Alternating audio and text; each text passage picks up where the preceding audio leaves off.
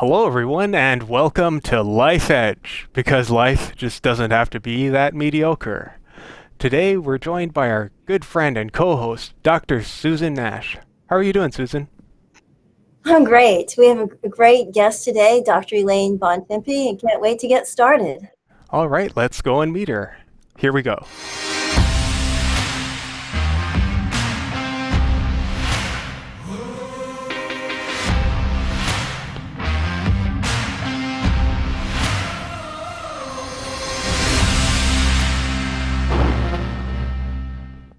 This show is sponsored by Relate Corporation at www.relate.com, your training and video partner.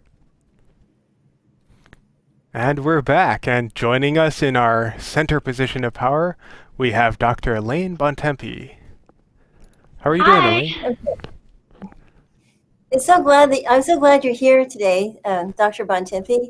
I understand that your background is psychology, and also you've done quite a bit of work in motivation and also multicultural communication.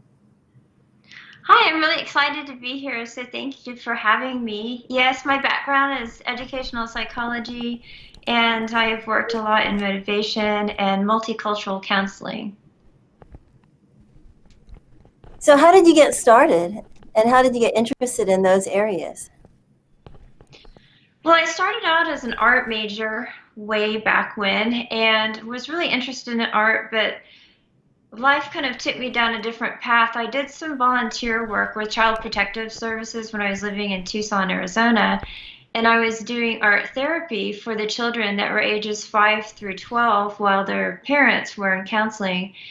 And I think that experience really dramatically shifted my career path and interest, because I was always interested in art and always interested in people and what motivated people. But after seeing some of the really difficult experiences that those children were going through, of course you see some really difficult psychological disorders that begin to appear at an early age in such situations. But I also saw that some of the kids were really able to overcome some really difficult situations. And so that really piqued my interest in, what enables somebody to overcome a difficult situation. And so from that point on, I stayed in art, and my interests were in art, but I shifted gears to psychology. And so I continued working in psychology and art, and then pursued a master's and ph.d. in educational psychology, but continued developing educational and outreach programs for at-risk kids, and then working with different cultural groups with Alaska Natives and American Indians, and then went back into multicultural counseling. So I think the main thing is just seeing over time, working with students for over almost 20 years, and teaching psychology classes and motivation. The very nature of that subject really opens up a lot of opportunities for students to reach out to professors and really convey some difficult experiences that they're going through, and they seek help and coaching. So I think that's kind of where I started. But it was, looking back, it's a lot easier to understand where you got to your present point than, planning that point from back when I was 20 years old. I was kind of wondering, what kinds of art and what kinds of art exercises and things like that did you tend to use for art and therapy? Because I studied art in college. I studied painting actually, and I never quite I could never quite fit the art and psychology stuff into my schedule when I was in university, but it always seemed interesting to me. But what I've always felt is that artists always kind of use art as a therapy tool for themselves. Like most artists I know, actually pretty much all artists, they use it as kind of a processing and outlet, processing tool, something to help them with, both emotionally and just helping them figure out kind of who they are and that sort of thing.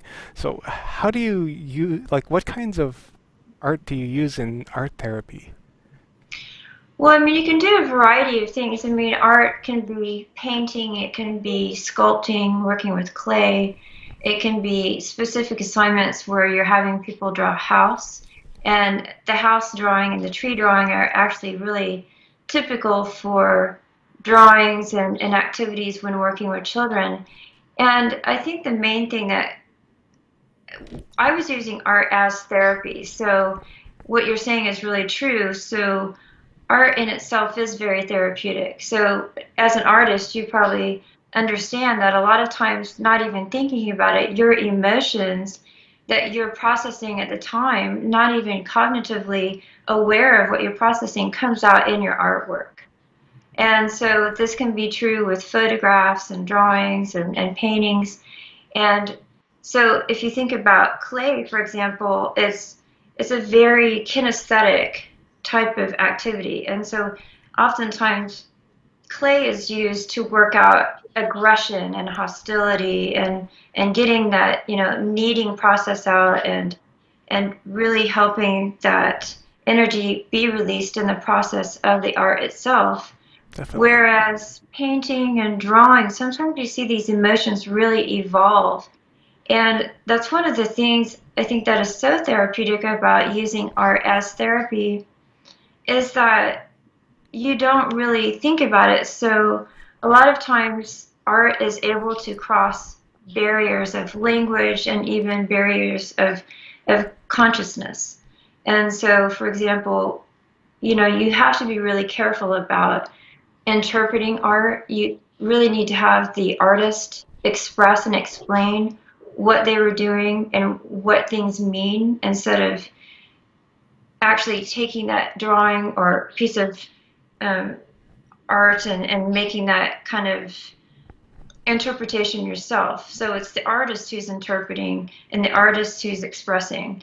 So sometimes you see heavy strokes and for example, a drawing of a house, if the windows are closed or if there are no windows, sometimes that represents a closed, the inability to open oneself up because they're holding something in, they're repressing emotions, they're shutting the world out. Sometimes if you see a lot of windows, then you see that that person is very open to being viewed and to being examined. And so, of course, there's there's other interpretations of trees and things like that. But that's just one way in which art is used in art therapy. Interesting. Would this apply to adults? Yes, yeah, it definitely does. I mean, again, I think that the main thing is that you really want to be careful about trying to interpret the person's drawing. So if you are working with a client, you allow them to go back and explain the drawing, explain what they were thinking about, explain what things represented. And I think that's where you really are getting the insight. But you have to be very cautious about making interpretations and judgments. So let's say that we have a person who is in transition of some sort, say divorce or job loss or career change. Would you see using art therapy or some of these techniques as a getting started type of tool? Well, I suppose you could, but in the case of career transitions, I think it's really more beneficial to do explorations in terms of, again, I think there are different stages. So, say for example, somebody's going through a career transition, and so there are a lot of emotions obviously involved in career transitions, and whether or not something was voluntary versus involuntary, that's where you see a lot of differences in emotions. So if you have a career change, for example, somebody is wanting growth and opportunities to start their own career, you have emotions such as elation and joy as somebody leaves one career thinking about their future and taking, the ball in their own hands, so to speak, and then going forward. But if you have somebody who has an involuntary career change, then you have completely different emotions. So you have emotions that are associated more with Elizabeth Kubler-Ross's stages of dying and death. And so you have, anger, denial, depression, bargaining, etc. So depending upon whether or not somebody has voluntarily or involuntarily left a particular position is really where you want to think about working with that particular client and what activities that you might involve, whether it be art or just processing reflections, deeper reflections on, working through the emotions of anger and denial and bargaining, etc., or through doing a deep reflection of what their skills are, where to go from there, and thinking about, just where you want to go from now. I think there are distinct stages. Obviously, you have to have an end before you can have a beginning. But then I think the middle stage is usually the most difficult for people, because that's where people are dealing with these feelings of rejection or anger towards a sudden job loss, and then where do they go from there? So because a career is so closely connected to one's sense of identity, there's that loss of identity. And then you talk about psychological theories that come into play, such as the looking glass self, where we tend to form our sense of identity in part based upon how we perceive others see us. And so if we have so closely tied our sense of identity to, say, being a CEO or being a professional athlete, and all of a sudden we lose that ability or lose that status or position, and we're thinking that people are seeing us as this professional athlete or as a CEO, then we have to come to grips with redefining ourselves and our sense of identity. And that's pretty tough for people.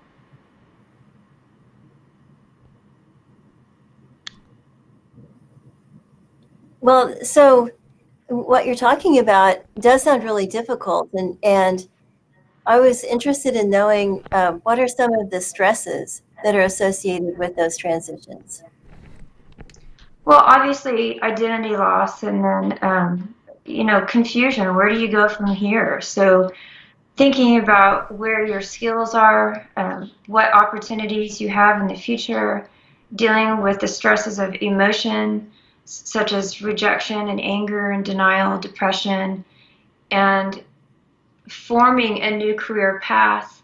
And oftentimes, unfortunately, people who have so closely tied their sense of identity to their career, they build their relationships through their work. And so if suddenly they find themselves without that position, then at the same time, they oftentimes lose those friends.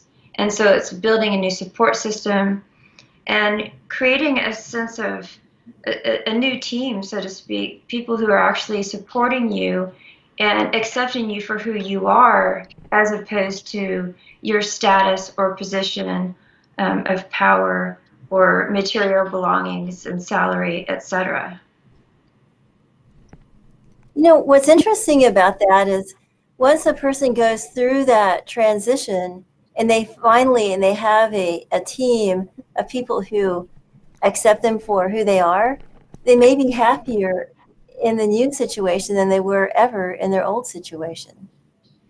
I think that's really true. And I think a lot of times we don't realize what our strengths are, or actually our purpose in life, so to speak, until we've really experienced some really difficult transitions and experiences. I can think of examples of professional athletes who have been in terrible accidents and lost their ability to play any longer, and obviously lose their contract. And it's a matter of redefining themselves. But then sometimes the most difficult times that we have had, the most difficult experiences that we've had in life, end up being a gift, so to speak. We have a really difficult time seeing that it's a gift at the time that we're going through it. But if we can use those difficult times that we've been able to overcome and help others, that tends to be such a rewarding situation in life, as opposed to just chasing these extrinsic goals that are related to, material belongings of wealth and status, power, beauty, etc. When do you typically see people coming in for coaching? Like, is it these sorts of transitions the main time that the main sort of thing that people seek life coaching for? Or what do you see as sort of the most common thing people need life coaching for? I think it really depends. I see a lot of transitions. So, because I've worked so closely with military, I have a lot of students who are getting ready to retire from careers of 21 years and plus, and then transitioning into the civilian world. So, that's difficult because it's a redefining of self. And, the military culture is such a unique culture. It's a subculture within the United States, and it has its own language, its own sets of values, etc., that it's a difficult transition.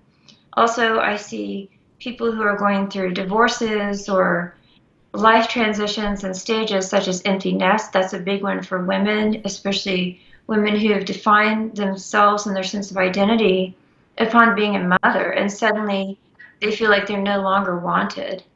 Other times I have students who really just need help with academic success skills and setting goals, time management, and strategies for success and stress management. So it really just depends, upon the individual and their particular needs. Sometimes it's really not a problem per se, it's just a matter of growth. And so you have the difference between a growth orientation and a deficiency orientation. So if you think about Maslow's hierarchy of needs, the lower level of needs are deficiency motivations. So the only reason you're motivated to do something is because that particular thing is missing in your environment. But once you reach that growth orientation, which is self-actualization, your lower level of needs are met, but you're really wanting to move forward. You're trying to find yourself. You're trying to self-actualize and see your purpose and position in life where you can make a difference and really make your impact on the world. And so that's where you see a lot of spiritual development and giving back, so to speak. Interesting. And this might be a little bit off topic from the last question, but you were mentioning earlier that you do multicultural counseling. What is that?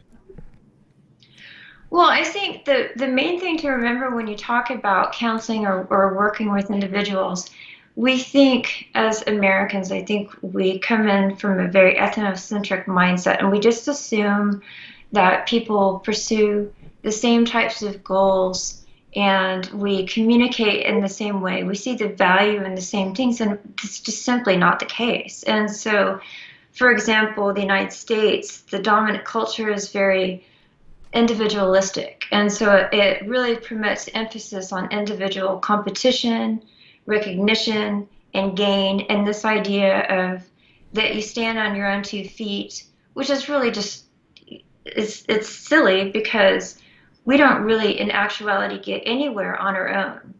But this is this idea that the United States dominant culture has really pushed, and that the idea of relying upon other people is a form of weakness. But you see just the opposite in collectivist cultures and collectivist subcultures within the United States. So whether it be American Indian, Alaska Native, Asian American, and to some degree Hispanic, there's more emphasis on community. And so it's harmonious interdependence. And so the idea of any kind of specific individual gain or competencies are meant to strengthen the group, as opposed to just look at me, look what I've done. And I think, unfortunately, this individualistic mindset has become kind of a double-edged sword, because you see higher performance in some degrees, but you see a disconnection from community and family, and sometimes this emphasis on extrinsic goals and that are kind of materialistic in nature, as opposed to intrinsic goals, which are more associated with building relationships and confidence and autonomy. These extrinsic goals are sometimes referred to as the dark side of the American dream, because even though people may pursue and even achieve these goals, it actually has a tendency, according to research, to undermine one's psychological well-being. So there's kind of a cautionary tale there. That's so interesting. And what you said earlier about how we misinterpret other cultures is so interesting. I had the chance to go to South Dakota and visit some geological things in the Black Hills, and one of the places was the monument that they're carving to Crazy Horse. And the irony is that he would have hated to see this massive mountain being deformed and created into this one person. And they haven't finished. There's mainly the nose. Well, isn't it the Black Mountain, which was like sacred to them? And yeah, yeah. And so we fail to understand it's not a compliment at all. And well, anyway, but we see things through our own lenses. We really do, and I think that unfortunately it's just been so prevalent even in education. And so this one-size-fits-all approach to whether it be in counseling and coaching or developing educational and training programs is just a recipe for disaster, because we're all motivated by different things. So I may be motivated by more flexibility and that work-life balance where I can spend time with my family and community. So this idea that this great salary is going to motivate everybody is just not the case. And so this idea of the dangling carrot as the universal motivator just doesn't work. So that you were called in and there was a chain of coffee shops, Moosehead Coffee or whatever. And the employees were really demotivated and demoralized, and there's a lot of turnaround. And I mean, and you were asked to sort of identify what's going on and how to motivate employees. How would you start? Well, first of all, whether you're doing any kind of analysis of motivation or performance, you really have to get to know the people. So you have to identify, it's kind of, that's a big question because there are so many factors that could be involved, whether it be misunderstanding employees and what they value and trying to motivate them, or perhaps it's an error in training. And so nobody knows where they're going or where they're supposed to be. And so there's just mass confusion. And sometimes it's just the manager or the leader who is too rigid and not taking the time to really listen and to understand what's happening and to treat people like human beings and to assess their skills and really utilize the individual person's skills and abilities and apply them in the best setting. So I think this is really kind of is a question not only about evaluations, but also about leadership. And so what's going awry in the leadership? So is a leader really taking time to listen? So do you think it's motivating for the manager to go, well, you guys need to be better and better customer service, otherwise we're replacing you with robots? Is that a good motivation? Need you ask? here, aren't they? Well, that's what's happening every day. They're starting to do that in China with the robotic waiters and stuff, right? There's a robotic coffee server in Houston.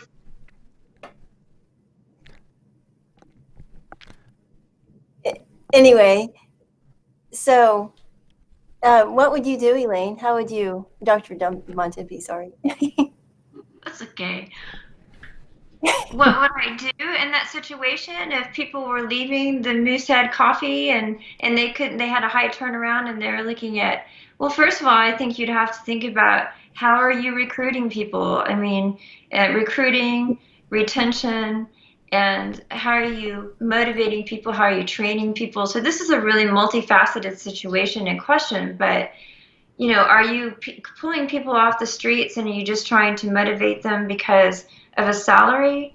And are you overworking them with long hours? Are you rude to them? Are you training them properly? So again, thinking about how people are motivated, and you really have to take the time to work with another person. You have to get the time to listen to them, to listen to what their goals are, what their skills are, where they want to go. Do they want to stay at Moosehead Coffee, or do they want to get out of there? Is this just a stepping stone while they're in college? So there are so many things to consider, but leadership and training are definitely big factors there, as are, recruiting and retention. That's so true. Well, so I have this image. Oh, my audio is failing, but I have this image in my head of this like robotic moose going around and serving and spewing out. Well, some people might like that. I don't know. Just depends upon the person and the culture. So maybe if you were in Silicon Valley and you wanted to have the robotic moose going around and serving coffee, that might be kind of fun and intriguing to people who are really into robotics. But for the person who, say, the artist or the psychologist or the person who's really close to nature and wanting to get to know people at a personal level, that would definitely be a turnoff, I would imagine. Yeah. Well, and I think it's interesting that you brought up about the different culture of like people in Silicon Valley, where we think, when we think of multiculturalism and different cultures, we usually are thinking of people of different ethnic, that is, different linguistic backgrounds. But we also have, like, well, you were also saying the military, for example, has a very different culture for people in it, and I suppose that could apply to a lot of careers too. Like, Susan knows a lot of people in, say, the oil and gas industry, and probably their kind of culture there would be different from, say, in an academic environment, which I suppose you would be able to verify that, Susan, since you're actually in both. You're kind of crossed over into both. I would think too, especially, for example, if you're talking about oil and gas industry, you're talking about generational differences as well. So when we think of culture, you're exactly right. It's not just about race or ethnicity, but it also is about gender and about generation. So, for example, in the workplace now, we're seeing up to 5 different generations. And so that's a big cultural issue that people are having to really struggle with. How do you communicate and how do you train different people from different generations? And of course, then there's the whole concern of stereotyping anybody based upon generation. So just because somebody belongs to, say, a baby boomer generation doesn't mean that they are not going to have technology skills. Or just because somebody is millennial or Generation Z, doesn't mean that they're actually going to just love technology and embrace everything about it. So I think that you have to be very careful about applying stereotypes to any culture, whether it be race, ethnicity, gender, generation, socioeconomic status, religion, etc. So, with all this different stress and things, what do you think of companion animals and their role in helping people in different settings? Well, I think that studies would support that dogs in particular are extremely beneficial to health, decreasing blood pressure and decreasing the likelihood of having heart problems, because having a dog, especially a large dog, means that they're probably going to get out and exercise. People tend to make friends. Pet owners, for example, will meet other pet owners when they're taking their dogs for walks. So there are so many benefits to having a pet. Of course, when people are having exotic pets like snakes and, I don't know, peacocks or whatever they're using as their emotional support animal, I don't know. I personally would say that certain species are limited in their ability to give back. I don't know. I'm not a snake owner, so I don't know. They can give you a big hug. Yes, to death. Love you to death.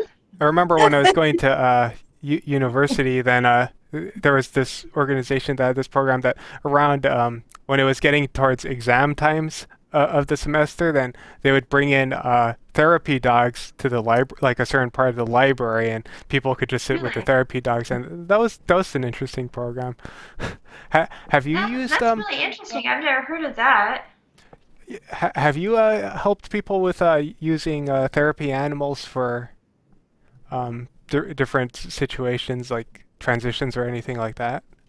No, I haven't, although I've seen it used very frequently, especially like in hospitals and assisted living. I've had several students who have had service dogs that they have brought in, and certainly they've helped the individual owners who've had service dogs. I actually have a service dog. I don't know. I think that he's helpful to me, but again, depending upon the dog, I mean, and their personality. Mine's a German Shepherd. He can be a little bit territorial. So I would say that in some cases it may be more of a liability. So you have to really be careful about the That's service true. animal. I guess so. They're protected by law, but I'm just thinking in terms of life coaching and different tools. I mean, I guess what this boils down to is there are a lot of different tools that you can use, and it's like you said, it's not one size fits all. Right, and I know that you had a guest on a couple of weeks ago that did equine therapy, and that's been very beneficial for people, especially who have disabilities. And so, for example, I have a friend and former student who has had two children with severe autism spectrum disorder, and both of her sons have found quite a bit of benefit in working with horses. And so they can be very beneficial, and I think that it just depends upon the needs of the particular client. That makes sense. Yeah, that was Tina Turner. That was interesting. Her It horses really and was. yeah. So, how can organizations help people? I mean, not just corporations, but like any kind of organizations help people through transitions. Well, I think that it depends upon the level of transition. So if you're talking about transitions, just for example, in a particular job, I think certainly giving them proper training would be the best way to help people succeed. If you're talking about people who are getting ready to be laid off, sometimes this is just so life altering because a lot of times people are simply not prepared. They have no idea that they're going to be laid off. And so it comes as a real shock. And especially for people who have invested, say, 20 years in working with a corporation, when there's a sudden shift in their employment status, there are so many emotions that go into play. So betrayal, of course, shock and anger, and all the stages of death and grief. But if an organization can, for one, let their employees know what is happening and prepare them and offer them some kind of exit training. So whether it be offering some kind of career coaching, helping them to develop the skills to explore what their options are, skill development, resume, counseling. But I also think that sometimes corporations, I saw this in oil and gas. I saw a friend of mine who worked at a refinery some years ago. They were getting ready to have major layoffs, and what they ended up doing, instead of just laying everybody off, they gave them the option of staying on for a while with a reduced salary, but also having the employees offer training to one another. So it was kind of a mentoring, train the trainer program where some people were able to gain skills by having some of the other employees train them in their areas of strength, which is a way of preparing them for exiting out of the company and going on to apply for positions outside when they leave. Huh. Interesting. And they can work to support each other. I'm sorry, I didn't hear you. They can work together. Yes, with exactly. Yes. So working together and doing sort of a train the trainer mentoring type of opportunities. And if they don't do that, then obviously preparing them psychologically. I think that this is important for companies too, because if they're just firing people or laying everybody off, it doesn't help the reputation of the organization either. So it makes them look like they just don't care about their employees. And so when it comes back to recruiting people in the future, you may have people who are more hesitant about joining on with the organization if they know that they don't treat their employees well. that's so true. Yeah. Well, it looks like we're running towards the end of our show time. However, we have one question that we always ask our guests on Life Edge. Dr. Bontempi, what is it that you feel has given you an edge in life? An edge in life. Well, I feel like having a strong support system and I really just feel like having a strong support system because we're all going to experience difficulties in life and we really don't get through it on our own. So I feel like that's really given me an edge. Excellent. That's a good one, and it definitely follows with what we were talking about with the individualistic culture and kind of the contradictions with that, with how much we need a support system and all of that. Looks like Susan may have frozen up, but thank you so much for. No, Yes, I think so. she heard all of it though. I was talking. Sorry. All right. Well, thanks so much for coming on, Dr. Bontempi, and to all our viewers out there. Thanks for tuning in to Life Edge, and we'll see you And next. thank you so much for having me. It was a real pleasure. I've really enjoyed it. Yeah, it was a good show. It was great. Thank you. Thank you. Thank you. And yeah, thanks everyone for tuning in. So we'll see you next time on Life Edge. Bye, everyone. Bye. Bye.